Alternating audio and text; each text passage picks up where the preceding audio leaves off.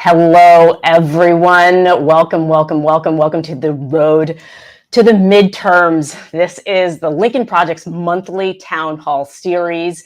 We are doing this from now through November, and it's incredibly important. Obviously, all of y'all have been watching what's been happening. You've been watching the hearings. You've been watching our shows.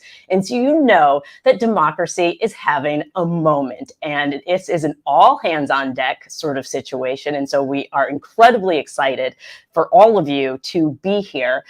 Feel free to share this link with friends and family so that they can follow along, because we are going to be discussing key information. We're going to discuss primary races, target states, politicians, and then we're also going to focus on the union. That is our pro-democracy coalition of organizations that are looking for volunteers like you. Everyone's wondering, how do we contribute? How do we get on board? Well, the union is an incredible way to do that. And so the more that we inform ourselves what's going on in our democracy, the more that we pay attention to what's going on in states outside of our own states, the better chance we have at getting us out of this mess that we are in. So we have incredible people here with us tonight who are going to share knowledge with all of you. And so I'm excited. Let's bring them in. We have a Lincoln Project advisor, Trygve Olsen, is going to be joining us. He is an autocracy expert. I don't know if you followed his 7 rules to defend our democracy, but Trygve is here with us. Hello, Trygve. Maya, it's good to yes, see you. And also our co-host for our show, The Game We're In. If you want to know about how to win the game we're in, you have to actually play along with us. So hello, Trygve. Thank you for being here. And then we also have Megan Matson, who is the Lincoln Project Senior Advisor, lover of democracy, like myself, a believer in the union. So we are going to be cheering democracy on. Hello, Megan. Welcome. Hello. Incredibly excited that you are here.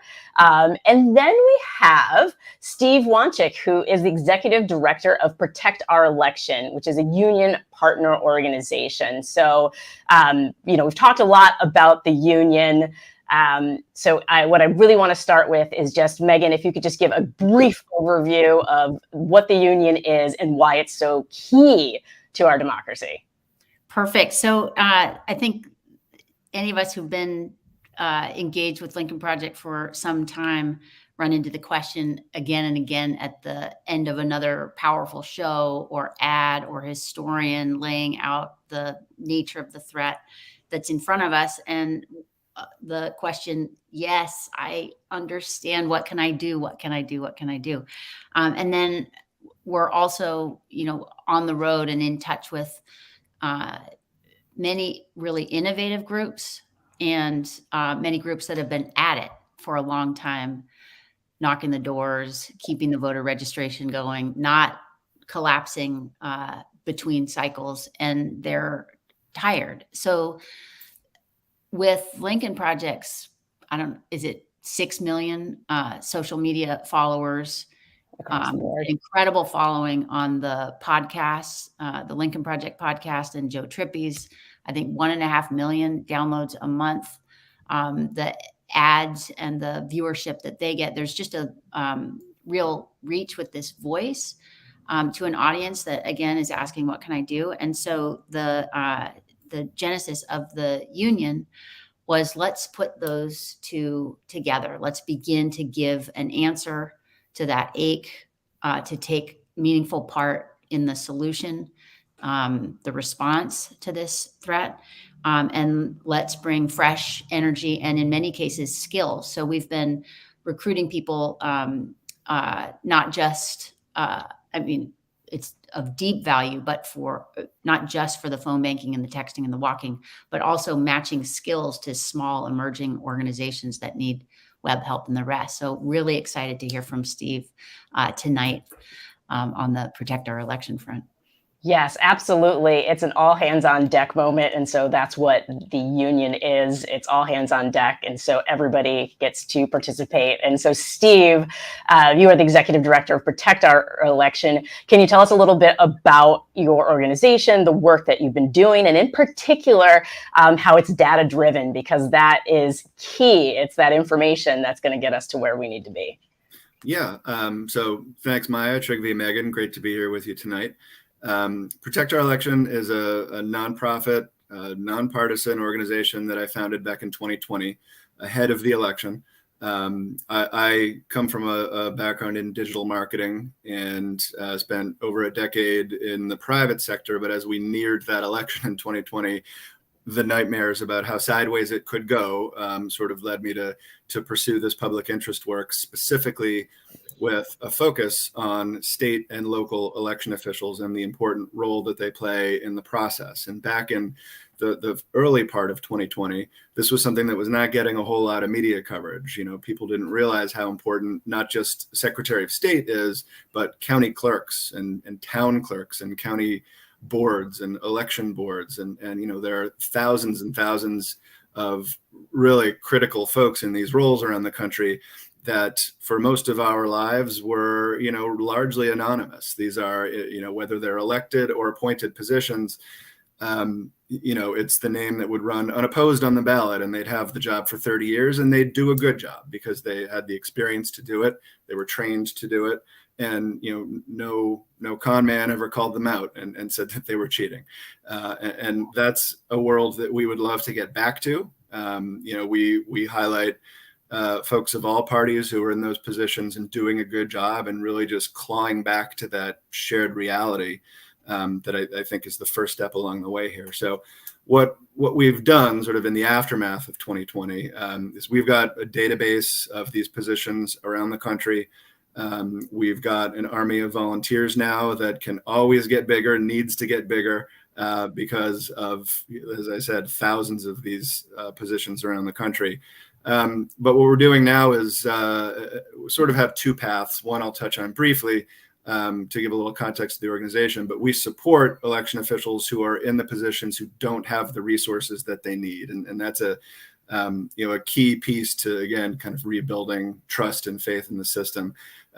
We help them if they don't have the resources to engage voters on social media, to build their digital communications infrastructure so that they can kind of help fill that vacuum that conspiracy theories are currently filling. So that's the one side. On the other side, we are tracking these positions around the country for where are election deniers running to get in, you know, to these positions of power. And they are running, correct?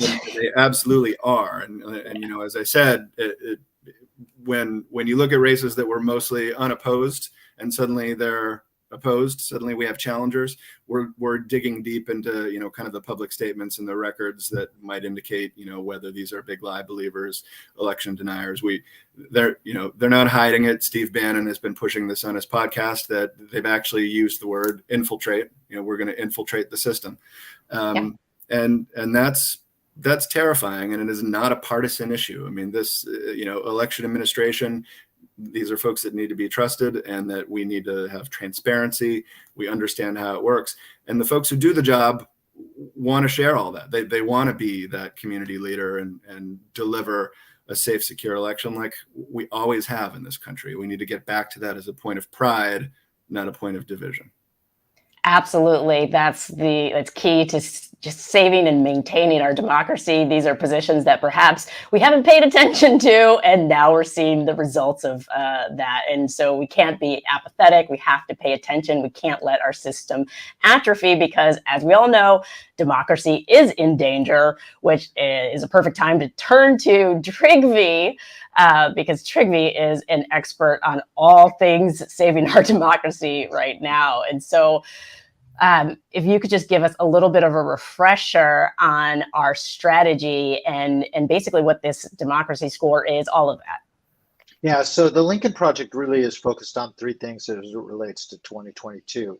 The first is we spent a lot of time trying to figure out and focusing on what are the races that are existential threats to the idea that we're going to have be able to have a credible presidential election in 2024, right? So where are the places that these, MAGA, super MAGA forces that are focused solely on gaining and maintaining power, and would be perfectly happy to undermine presidential elections to do it?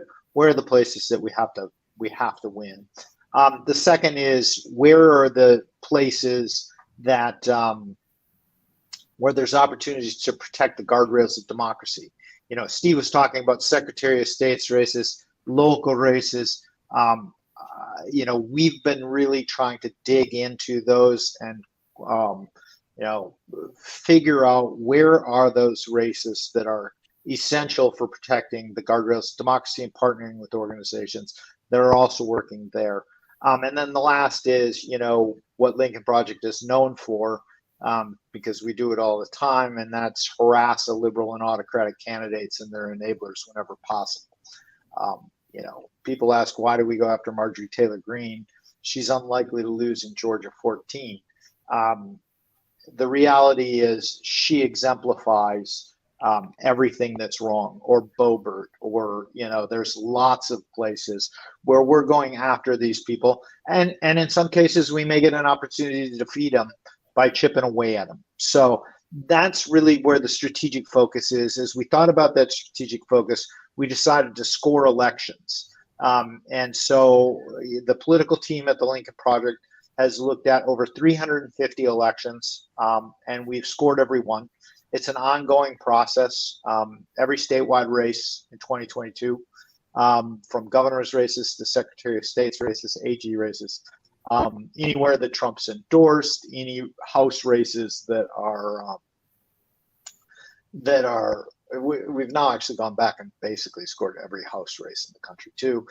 We've actually dug down in them, and we use 3 metrics for scoring. The first metric is what we call our 2024 score. It's from 1 to 10. We've looked at electoral college and presidential implications, both statewide level. How important is an area that might be in a House district for winning states in the presidential election? We've looked at congressional delegation makeups, because remember, God forbid an election end up in the House of Representatives, every state gets 1 vote. Whoever controls the delegation ends up being the vote.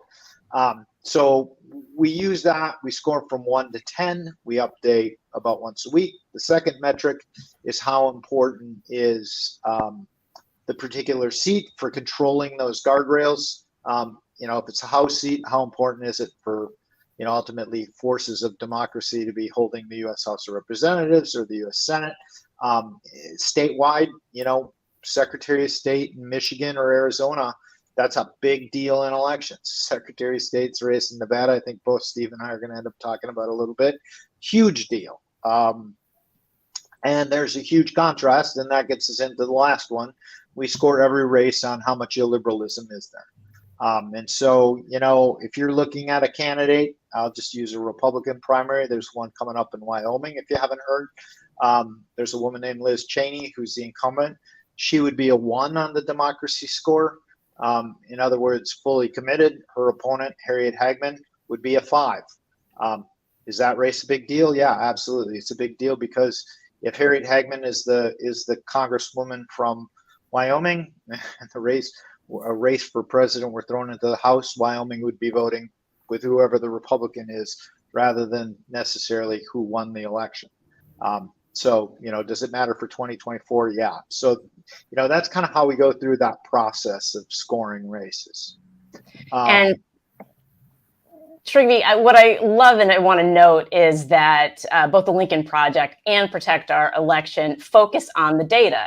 That's where we can look at something and have a true panorama of what we are up against. And so, so incredibly important, but even more important is for people to really understand, what does it look like if democracy falls? What does it look like if some of these candidates who are election deniers get into office? Can you talk a little bit about that, Trygve?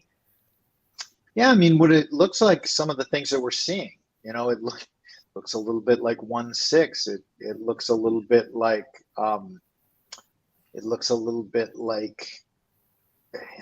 what we saw with the big lie, only it taking hold. It looks like what we've seen. I've worked around the world, Maya, with places where democracies have failed. It looks a little bit like you have rules that change depending on the whims of a small set of people. And we're starting to see some of that. So it looks like DeSantis. Exactly. It looks like DeSantis. Corporate actors get made to be held in line. That's what. Right. And that's elected police. And just to jump in with a super specific example out of Otero County in New Mexico that was in the news last week. An easy story to miss if you're not deep in this world like we all are. But there was a county board of commissioners that refused to certify a set of primary results. And that's what we're looking at on a large scale. If more and more of these local positions are filled by election deniers, it's going to be, like Trygve just said, it's the whim of 3 or 5 people instead of the people. Right. That's exactly right. And Bannon, because he does have his army out there trying to infiltrate, as you say, Steve, it's so important for everybody who's watching to know that we have to also have our own army of volunteers and people who are reaching out. So please volunteer if you can. Megan, I have actually an audience question, and I think it's a perfect question for you to take, especially because you just mentioned about what DeSantis is doing in Florida and going after Disney, for example, for not playing along with the game that he wants to play. So one of the questions, it's from Steve L. He asks, how can business leaders and owners best support their employees whose rights are being threatened? Yeah, I've been heartened by how quickly corporations have, when the SB 8 passed in Texas, how quickly corporations offered to come in and help their employees on that front. And then others have come out publicly. I think it's interesting to see how they're going to gauge the risk of backlash depending on electoral outcomes. But I think first and foremost, it would be good to see more and more, and this is something Trygve and I've talked about with others, to see the corporations that have very defined commitments in their ESG portfolios around social practice to add democracy as a commitment. And speak very, openly as business players in support of democracy and the way that it creates a functioning market and rule of law and the sort of sovereignty that makes employment and investment far more secure than in liberal countries. Trygve, do you want to add anything to that ESG point or otherwise? No, I think one of the things that business leaders have to understand is, when you have an environment where extremism is growing, you're eventually going to be a target because they're going to try and pull you into that. The important thing is, for business leaders to be clear with their employees and to listen both ways. What do you stand for as a human endeavor? Beyond making a profit, which, I'm a pretty conservative guy who has my own business. I'm all for making a profit, but there's also the question of what do we stand for as people? Why do we spend our time, which really at the end of the day is the most valuable thing any of us have, as part of some organization? And so it's really important for economic actors to say and to make very clear across their organization and to outside actors, here's what we stand for, and to work with other ones that share some of those things, share some of those core values. Because the truth of the matter is that I give presentations to companies, all the time. If they don't stand together, they're all going to hang independently. They'll end up, that's kind of how the Republican Party got taken over by Trump. one person would stand up, they get whacked. If everybody would have stood up together, it wouldn't have happened. So. Yeah, coalition building is so key right now, and the pro-democracy coalition is the one that is most important to sustaining not just our lives, but also our economy, which is a big piece of that. So that being said, we do need to talk about our target primaries and the primaries that have been having an impact. And so we already have it up there, Nevada. So Trygve, if you could talk about the primaries that happened this past month and kind of give us an update on where we're at. Yeah, sure. So since Reed and I think Reed and I did the last one, a couple of things. The Nevada primary occurred. The interesting thing in the Nevada primary is, so Joe Lombardo ended up as the Republican candidate. He ran as a MAGA candidate, but he was the more moderate guy. He's the Clark County Sheriff. Interestingly, his super MAGA opponent, who was somewhat similar, those who joined us last time will remember Kathy Barnett, a.k.a. Kathy for Truth, whom I had a lot of fun about on our show. Much like that, they had a candidate, Joey Gilbert, who is the Nevada version of Kathy for Truth. He's refusing to concede, even though Lombardo won by 29,000 votes, which I can tell you is a lot in Nevada. Like, they've created a monster of their own making with that. But Sisolak's going to have a real race. Nevada is a Democrat trending state, but it's critically important. And part of it is that governor's race, which is going to be a driver. But the other piece of it is, probably the most important U.S. Senate race in the country is going to be going on there. Right now, we only have it scored to 17. It's probably going to go up. We've been talking about it for a while.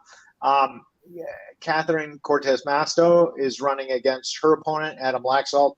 Adam Laxalt has peddled the great replacement theory, but he's the icon of some Republican Senate, lions. He's the son of Pete Domenici, who's a senator from New Mexico. His grandfather was Paul Laxalt, who Ronald Reagan wanted to be his running mate, Ronald Reagan's best friend, politics. And he was Trump's chairman. He's kind of gone from this guy who was a rising establishment star when he got elected AG to a guy who went all in on Trump. And so that's a huge deal. And then the kicker in Nevada is you got 3 House races that are up for grabs that Democrats currently have, but all of them are pretty marginal districts. So if the state melts down, you could end up with Democrats losing a bunch of House seats in an environment where they really can't afford to lose any seats that they already hold. And then last in Nevada, you have a Secretary of State's race. I think we have a slide on that one. So you have Cisco Aguilar, who is he is a former Harry Reid staffer, who's running for Secretary of State. He's kind of a rising star in Democrat politics. But his opponent, who ended up becoming the nominee, is Jim Marchand, whose only claim to fame is that he ran saying he wouldn't have certified Biden's victory in Nevada. Again, that was by about 40,000 votes, and was essentially suggesting that he wouldn't, if he was made Secretary of State, certify a Biden victory in future elections, which is a little ridiculous for a Secretary of State, because how can he know whether he should certify an election or not? That hasn't even happened. But I think, this is one of the places where Steve and Protect Our Elections is engaging. I want him to talk a little bit about just, this guy's a real threat to take Nevada out of presidential politics. Yeah, it's a perfect example, along with a couple other Secretary of State candidates that I think we'll touch on in a couple minutes. But you spoke to Marchand and how important that race is in Nevada. I want to go back to the sort of comical situation with Joe Lombardo, which is where I try to find a little bit of a silver lining and a reason for optimism, and it does seem like they'll start to tear each other apart by everybody relying on this voter fraud nonsense. And so no Republican primary will be trusted. I mean, I think we can say that with certainty looking ahead to 2024. They're all going to claim voter fraud. So what are they going to do, right? So that's sort of funny that Lombardo is having to deal with that. And hopefully that's a bit of a drag on him. Nevada is a great state to take our hyper-local approach because there are only 17 counties, so it's not that difficult to wrap your head around it. So we'll walk through kind of what we're looking at in Nevada. The primaries that just happened on June 14th, of those 17 counties, 5 Republicans that are proponents of the big lie, that are election deniers, survived their primaries. And so we have 5 candidates for county clerk in the state of Nevada who, if they win, and in at least 4 of these counties, they probably will win because they're pretty deep red counties. That's going to be problematic. And it's why not just this year, but looking ahead to the next 2 years, these are races that not always on the same cycle, right? We have off year races in certain states. There'll be more up in 2024. But it's so important to stay on top of more than just federal races and even state races. And so to go back to Maya's point about data, I mentioned that I come from a digital marketing background, and you deal with reams and reams of data when you're trying to put together a marketing strategy for a corporate client, right? In this world, when I entered it, a lot of the responses I got were, oh, the election system is too decentralized. There are too many offices that play a role. Nobody's ever really been able to figure out how to monitor it all. Well, we've got a spreadsheet with about 10,000 rows of data in it, but that's not the largest data set that anyone's ever dealt with. That's manageable when you have enough volunteer support and skilled technical support. And so that's what we're trying to build. It's what's allowed us to do this dive in Nevada, just as our first example. And then, we're working towards covering as many states as we possibly can, starting with certainly the swing states and those that, are highlighted with high scores here by Trygve. One last note on Nevada as an example of how local this can go. So Washoe County in Nevada is a bellwether county, right? It's certainly not Clark County where Las Vegas is, but it is enough to tilt the scales in a Nevada presidential race, right? When you talk about a statewide race, whether it's for electoral college votes or for Senate, or for governor and secretary of state, for that matter, right? These are key votes, even if they are in, far-flung counties. Washoe is not necessarily one of those counties, and it's a purple, it's a bellwether, and no Democrat ran for county clerk in Washoe County. So this is an example of, I think Republicans have several decades of a head start here in thinking about this in local terms. The good news out of Washoe is that in March of this year, their craziest member proposed a resolution basically endorsing every big lie, conspiracy theory, saying we need to change everything about the way we run elections, and we need to, bring in some ninjas to audit the system. That resolution was voted down 4-1. So good news that some of the Republicans on that county board voted it down. But now they're coming under attack and they are getting challenged. So we look at county commissioner races in Washoe County, Nevada, as something that could literally flip a presidential election in a state, in a state like Nevada, where those electoral votes could certainly come into play and could be a deciding factor. So Nevada, a great one to start with, and I think we just kind of go from there because there's certainly plenty of other states that are even larger than Nevada and even more critical. Yeah, and I'm sure a lot of people watching, listening right now are going, Washoe County, that's not a place I've ever even heard of. Didn't know that it could be so crucial to our democracy. If we don't want there to be an independent film 50 years from now about what happened in Washoe, we all need to be paying attention to these places because our volunteer work, donations, all of those things can really make a difference in these smaller races. So let's turn to Virginia. Trygve, we had a primary there. Can you give us an update? You don't want having what happens in Washoe staying in Washoe County. It's Reno. Even in Reno, it can't stay in Reno. So Virginia had primaries. There were 2 big House races there. You had Elaine Lauria's district, which is Norfolk. She's on the 1-6 committee. I think she was on the impeachment committee too. She, that primary, she ended up with Jennifer Kiggins. As you remember from the show, Maya, I kind of called that. Kiggins was the sort of mainstream Republican candidate, as much as they have them. It's going to be a close race. Both of them have military backgrounds. Gloria has been pretty clear. She isn't taking positions to try and play politics and get herself reelected. She believes she took an oath, just like she did in the U.S. military. She's trying to honor that oath. It's going to just be a close race.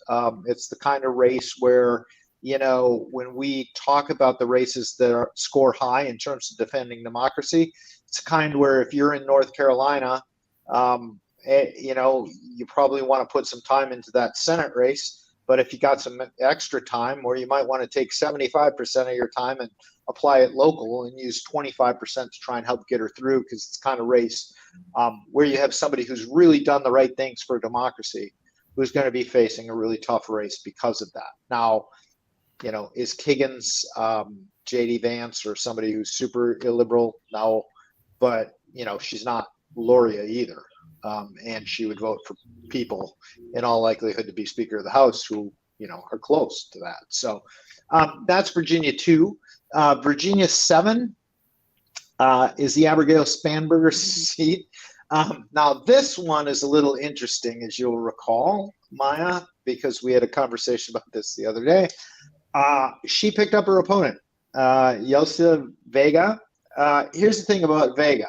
So Vega was the candidate of the social conservative brand of MAGA. There were like 5 people running. You had kind of this ultra MAGA candidate, kind of had the establishment, I'm going to masquerade as MAGA candidate. You had the I'm the standard Donald Trump MAGA candidate. Then you had her. She was the Ginny Thomas, Ted Cruz MAGA candidate. She actually had, I believe, Ginny Thomas come down and do some stuff for her. Now, how did she kick off her victory? Well, she kicked off her victory getting asked a question where it was recorded of her suggesting, and she's a law enforcement officer, that typically women who are raped, pregnancy doesn't occur, which is a little bit like a guy, if you're a Republican, like former Republican like me, you remember a guy, Richard Murdoch, in 2012, who Mitt Romney and others all disavowed, who talked about the exact same thing.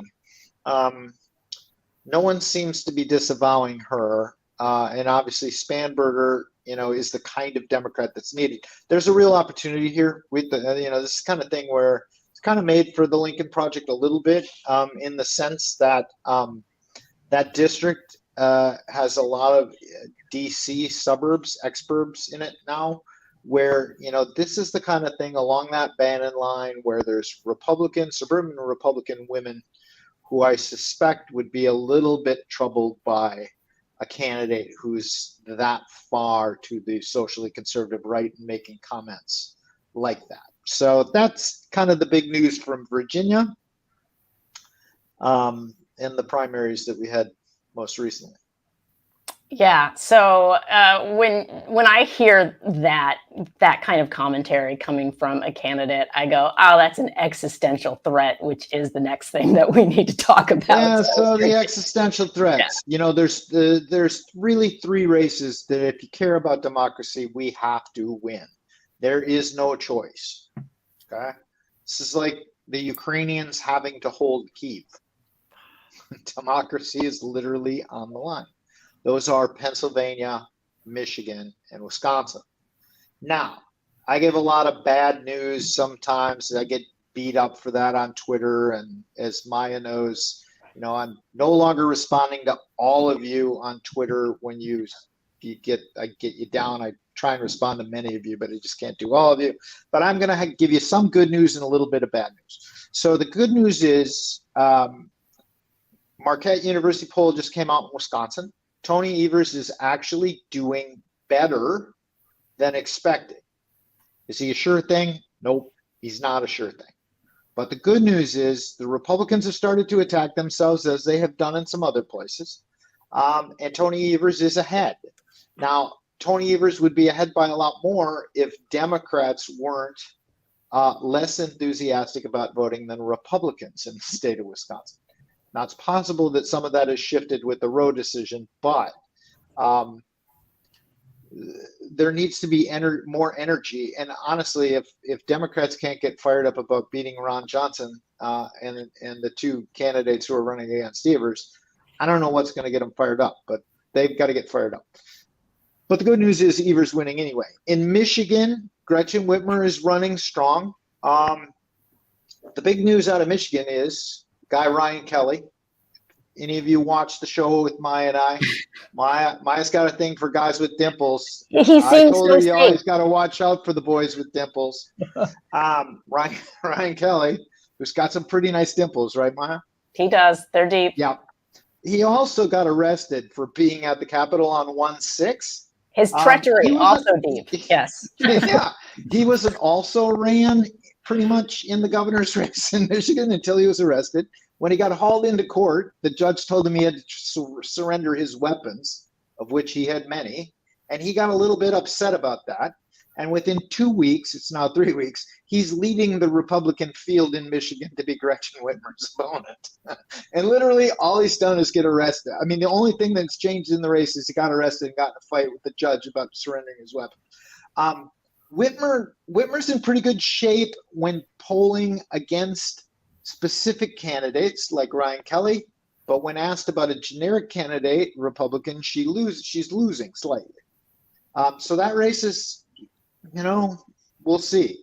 And then the last one is Josh Spiro. It's a little bit of a surprise. He's running against Doug Mastriano. It's the place where the primaries happened. Doug Mastriano has talked about overturning elections. As Steve knows well, Pennsylvania is kind of a twofer on the governor's race because you also get to he gets to appoint the Secretary of State and the head of elections. Doug Mastriano is running full MAGA. He has said that he made his career about COVID masks and stopping that, and then election denial. He's actually running a lot closer to Josh Shapiro than expected. It's 49-46. Mastriano has also said that he would overturn and make abortion completely illegal under all circumstances with the Republican legislature in Pennsylvania if elected. So Pennsylvania is a place where Shapiro should still win, but we need people from all across the country to start engaging there because it's critical. Michigan right now, we'll see what comes out of the primary. Might be the dimple guy, which we probably should try and stop him. And certainly in Wisconsin, if you're listening, or if you're nearby Wisconsin, start calling the people in Wisconsin and tell them to get off their couches and start working on those races. So that's what's going on in the big three right now. Can I ask you a question, Trygve, on you mentioned a couple times they're really starting to attack each other. And I know in our conversations over time, you talk about this, the autocrats tend to divide and divide and divide. And coming out of the hearings, it was just interesting to watch some of those moments on Fox, for example, in their coverage where they locked up. Because it just feels like there are going to be some more cracks between MAGA, ultra MAGA, the next. Can we exploit those in these cases? And can we achieve the kind of cognitive dissonance that the J.D. Vance ad was reaching for in showing when he attacked Trump to his MAGA base? So you go after groups like this in a pretty specific way. They tend to start as in groups. We're all in. And the key is to get them fighting about what it means to be in the in group. And what we're seeing, if you remember back after 9/11, obviously in Al-Qaeda, you had President Bush talking about a perversion of Islam, which was really about that, trying to get fights going within about what it really meant. And then President Obama, was referring to ISIS as ISIL, not ISIS, which was really just trying to poke the bear, right, to get them fighting amongst themselves. That is essential with extremist and radicalized groups. to start to get them to fight amongst themselves. And the more that happens, the more that they start fighting over purity tests. I think we're going to, we try and exacerbate that where we can.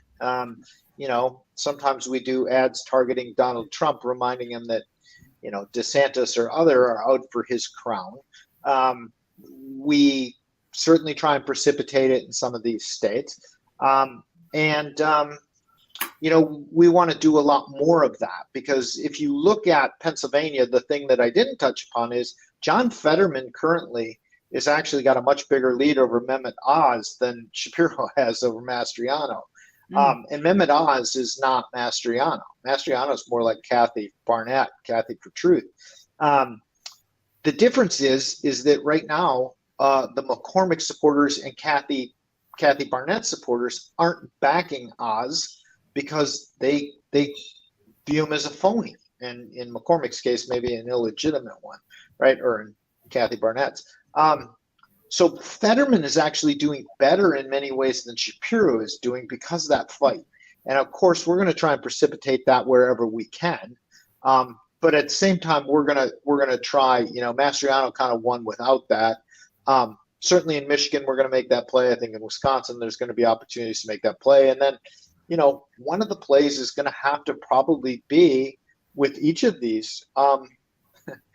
They may not be as exciting as Ryan Kelly getting arrested by the FBI or Mastriano and all his stuff, but they're serious people trying to solve serious problems, not clowns, really. Clowns, but clowns who are after power, which is Dangerous, I think clowns. Yeah, and that it's easy to get them to go after each other because they're ultimately not for democracy; they're for their own power. And so, I love that they seem to always take the bait, the Lincoln Project bait. So, Maya, you and I talk about this all the time, right? For illiberal actors and for these, for people like Ryan Kelly, policy, it isn't about policy. Policy is simply a means to an end. It's about gaining power and maintaining power. And if you watch the testimony, yesterday on 1-6, that's what it was really about. It was all about a power play. It wasn't about anything to do with making America great again or policies or whatever. It's about gaining power and maintaining power. That's what they do.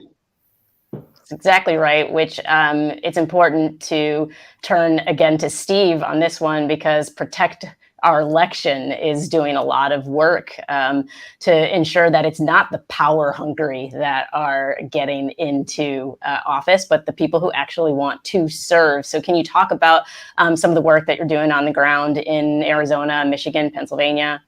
Yeah, right. So it's principle over power, right? That's what we want to support, people who are doing the job the right way.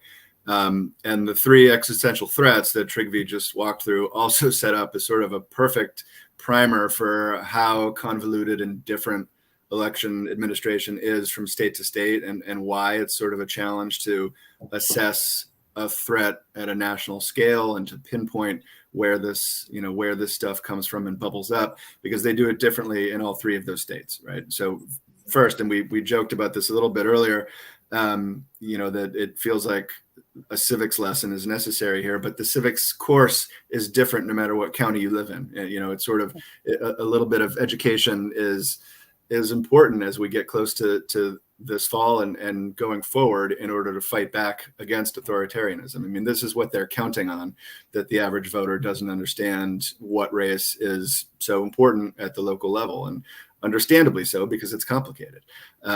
In 42 states, elections are administered at the county level. So you have a county clerk, often working with an elections director who make the important decisions and do the certification.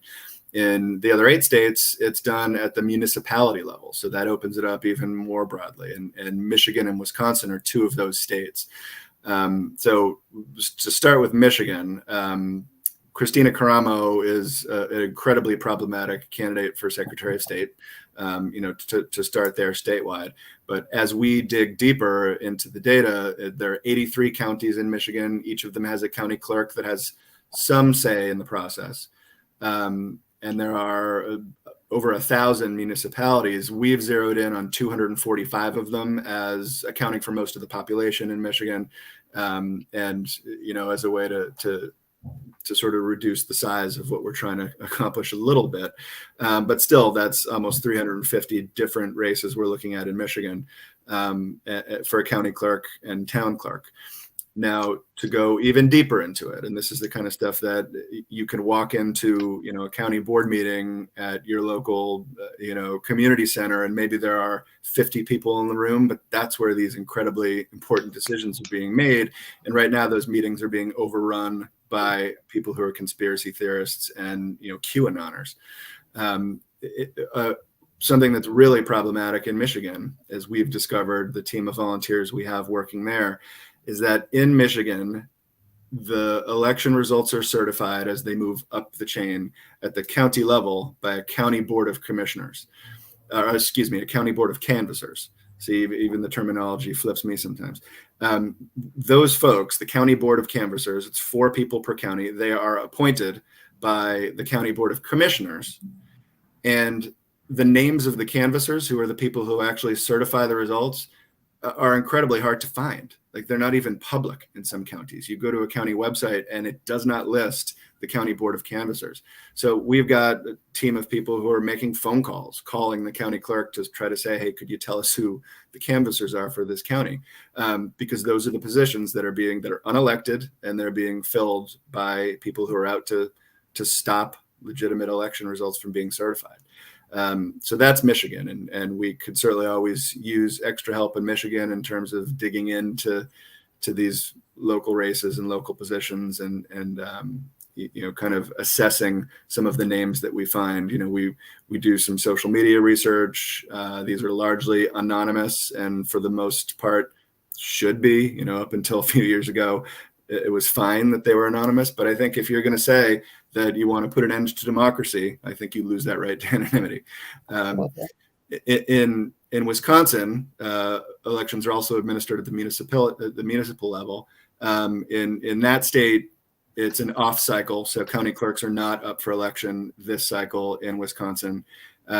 It's also a strange state where the Secretary of State plays no role in the elections, and instead there's a body called the Wisconsin Election Commission, which there are 6 members of the board, 3 from each party. But the chair of the board goes with the majority in the state legislature. So, in Wisconsin, the state legislature is really the name of the game in terms of having that ultimate control over how state results are going to be certified.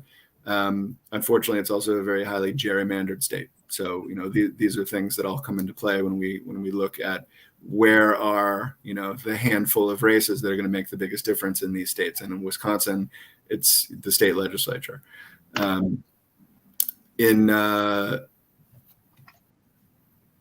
Also wanted to talk about Arizona. I'm flipping back. And Pennsylvania was the other one, right? That was up there on the slide. As Trygve mentioned, it's a double dose in the gubernatorial race because the Secretary of State is appointed. So again, an example of how different this is from state to state. One thing we're doing in Pennsylvania, and this is a state where we could really use some volunteer researchers to step up and help us, because it's a fairly large state, over 100 counties.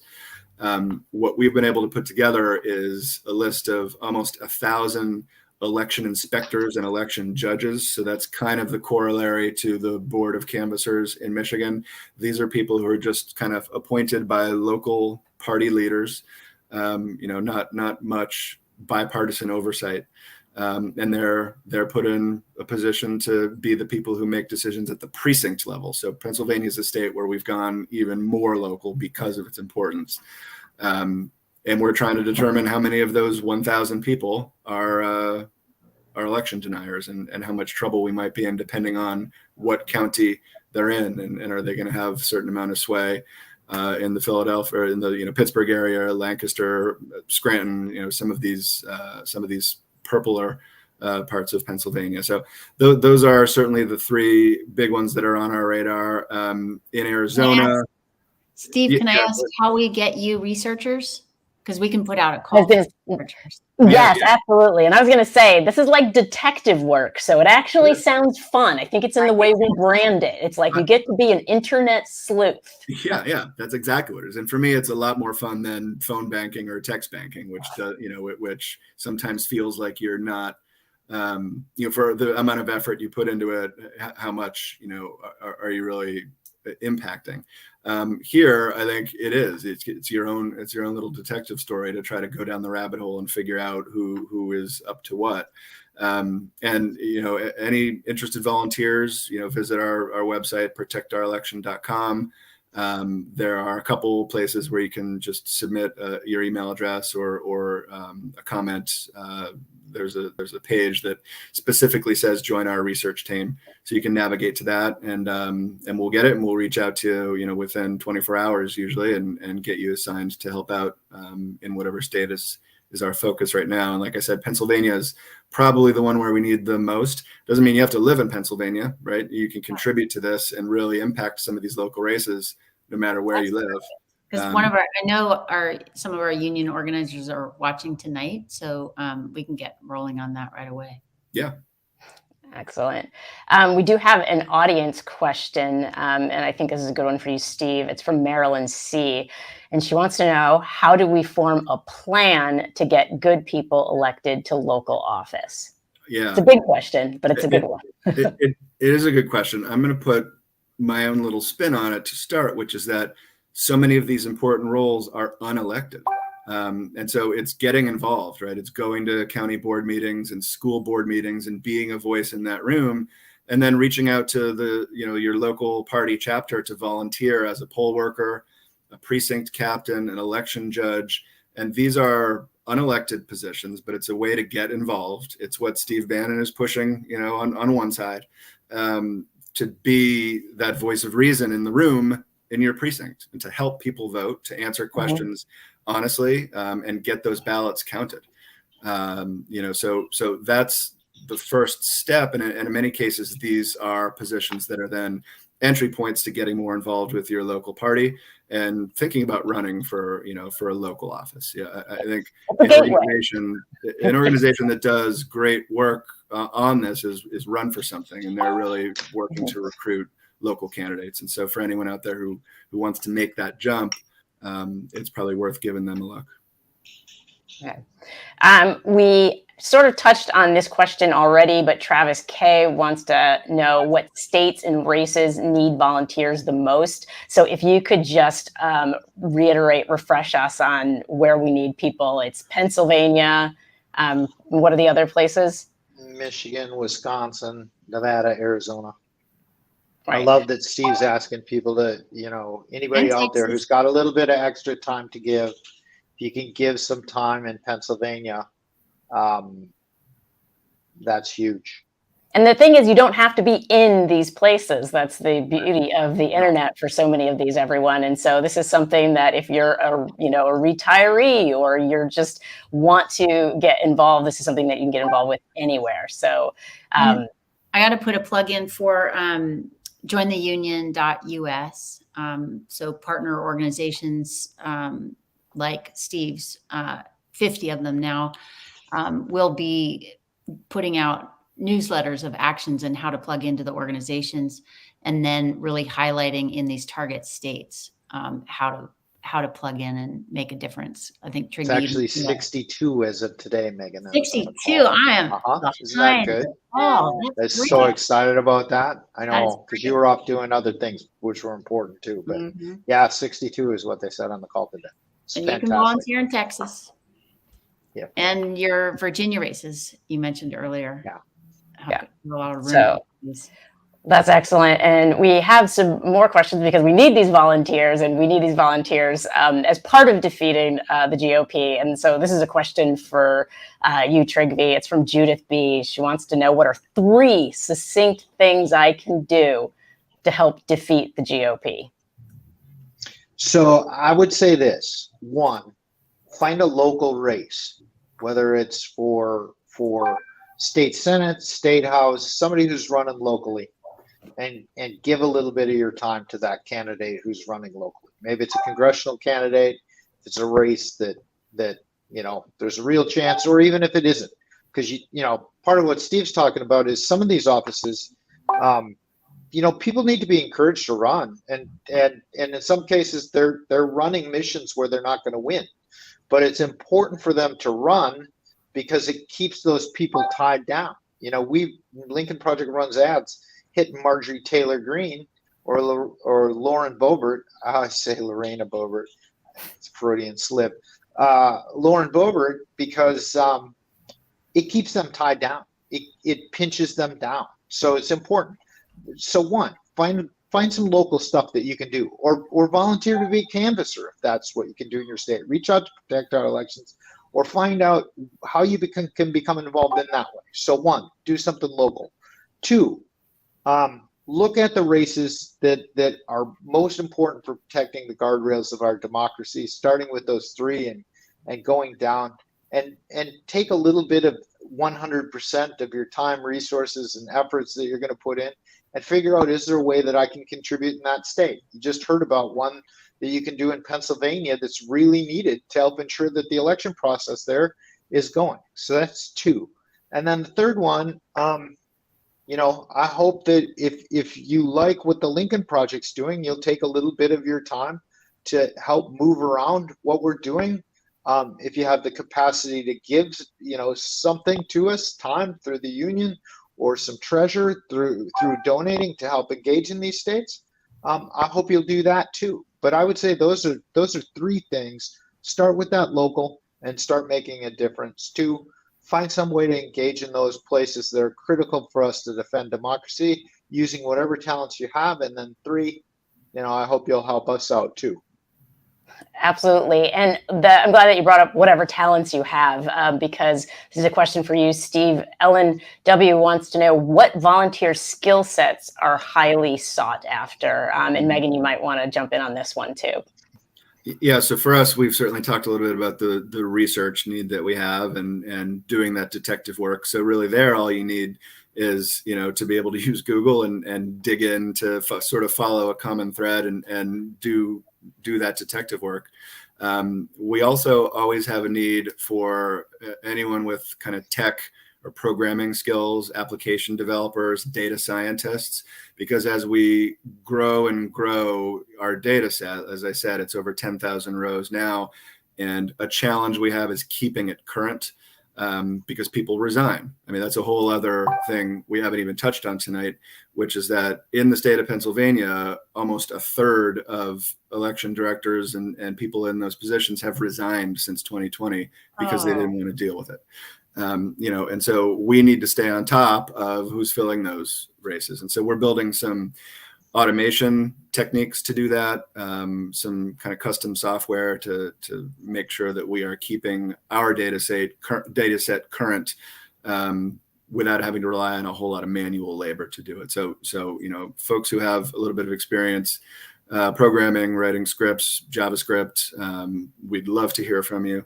And then in the fall, as we get closer to the election time, I mean, it doesn't have to be limited to that, but anyone who's concerned about democracy should really be speaking up about it in their own personal lives to friends and family, but on social media. One thing that comes up a lot in many conversations I have is that for my whole adult life, the recommended response to some conspiracy theory about lizard people running the world was to not dignify it with a response, right? Just I'm not even going to bring that up. I'm not even going to touch it. Well, it doesn't work anymore in the age of social media. When you don't respond to it forcefully, it fills the vacuum. And one thing we've learned, I briefly talked about this at the top of the show, but we know that election officials don't have the resources to get involved. They don't have that extra person to be the digital communications manager and to do social media. And so there is a vacuum, and QAnon fills it. And you can see that in Facebook groups and circles of activity on Twitter. That's all stuff that we're monitoring as well. And so we really encourage folks to become part of the conversation, and we will have kind of suggested content and things like that you can build off of just as a simple retweet or to post on your Facebook page. because you can't just let those fires burn unattended. Can I mention one point on that? I keep running into people, I don't know if this is true for you as well, that have in their essentially lost family members to Q and MAGA. And it, months ago, there was something slightly sad and funny about it, but the volume of it and how you run into it, it's really a tragic thing because it's such a loss. And I think that one, Trigvy's experience on radicalization and extremism and how that happens.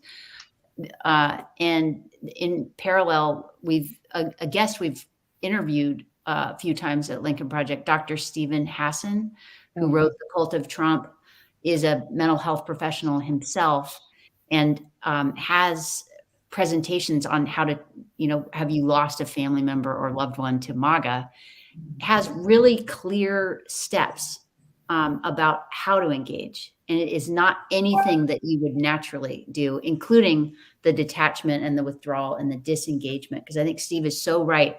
The disengagement from politics, from family members that are on the edge or lost is not working. And in the next 4 months and beyond, I think the more that we can do, I'm just going to plug this freedomofmind.org is Hassan's site. And there are so many resources there for families and friends to understand there really is a way to bring people back. And there, as Trigby says, and as Hassan says, that true self, the intellect that you knew before, the integrity and sense and love that you knew before is still in there. It's just this cognitive simplicity, intolerance, rigidity that is necessary to preserve this belief system that they've adopted has created a much dumber, angrier persona on the outside. So I guess I found fearful. They're fearful because they've used it to, stoke that fear. And, we see a lot, with Fox News, it's like they're not going to let up, not even with the January 6th hearings revealing so much of what actually is true that we can see with our own eyes. And so they're stoking these fears. And so that's why you have your relatives. It's like some of them are just fearful. And so and I'm glad. Go ahead, Trigby. I would just say it's important for everybody to understand, and we all have people like that. You're never going to shame someone out of their beliefs. You're only going to make them look back at their beliefs with shame.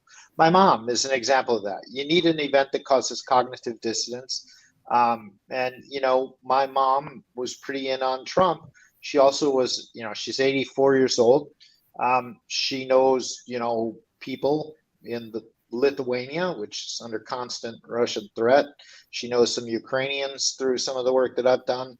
And her moment of cognitive dissonance is when Trump was saying Putin's a genius for invading Ukraine, right? Like she couldn't believe it because it went to something else that was incredibly important to her sense of self. And that created an opening for cognitive dissonance to have a conversation with her. So the other thing that I would say is, just any of you who haven't signed up for the union, I hope that you will, and I hope that you'll go through and talk about the skills you have. And it kind of gets to what we've just been talking about. I had something that I encountered as it related to psychology, a pretty heavy concept that I needed to understand about this exact topic. And I went to the people who run the union and I was like, do we have any psychologists? Because I need a psychologist. And Angus, who helps deal with that, said, let me check. And he's like, we have 46 of them. And I said, can you send out an email and figure out if any of them is an expert on the overconfidence effect? Turns out, I ended up talking to somebody who was one of the global experts on that, who had been signed up for the union. And it was hugely helpful with what I was working on. And it's somebody who's engaged. And quite honestly, she was excited. She was excited because she watched a show, Maya, that I was calling her. But I tell you, we should never underestimate the power of all the skills that all of us have. And what we're trying to do all together is put those together so that we can get people with various expertise. I needed somebody who knew something about Airtable recently, We had 12 of those, and they were incredibly helpful. That's how you save democracy, is everybody contributing what they can. And I can tell you, I've seen it all over the world. And quite honestly, when we look at what's at the Ukrainians, and I worked a lot with the Ukrainians who fight for democracy, that's what they're all doing now too. That's what the fight for democracy takes. Figuring out what you can bring to that fight for our country and democracy, and using it. I absolutely love this because it actually covers our last two audience questions, which is how to not fall into despair. And by acting and being proactive about the work that we're doing, that keeps us out of despair, because we're constantly problem solving. It gives us a feeling of like we're contributing. So I'm incredibly, yes. I'll share a story that I don't often share for you, and then I'll shut up. But so in 1998, 99, I was asked to go to Serbia to work with a bunch of students who were being repressed by Slobodan Milosevic, who was a pretty bad dude, dictator in Serbia. And I remember working with these guys, and when I left Belgrade, I thought, this place is never going to change. Less than 18 months later, I sat in an apartment in Europe watching CNN as those kids literally led millions of others to take down Milosevic's regime. And it they became global rock stars. They hung out with Bono. But beyond that, they believed, and they got a bunch of people to contribute what they could. Some of them literally drove from one side of Serbia to the other, painting fists on every overpass, because that's what they could do. Other ones were football hooligans who helped take care of the police, not wanting to fight with them and beat them up at protests. That's what they all did. And that's what we have to do. We have to all find our skills and figure out where we can apply them. And we're trying to make that easy for people to do. I think that is a wonderful place to end, Trygve. I absolutely love that story. We're all contributing. Steve, thank you so much for being here. People can find Protect Our Election at protectourelection.com. Thank you, Megan, for cheering on democracy, cheering on the union. You can go to jointheunion.us to be able to contribute many of those skill sets. It could be graffiti, I guess, and even is a skill set that we could be looking for. And the lincolnproject.us, that's where you find us. So thank you again. Remember, we are going to be doing this monthly. So check back in. Please watch all of our shows. We're having incredible guests on who are helping people understand the moment. And the moment requires all of us to be engaged. So thank you so much for being here, and we will see you soon.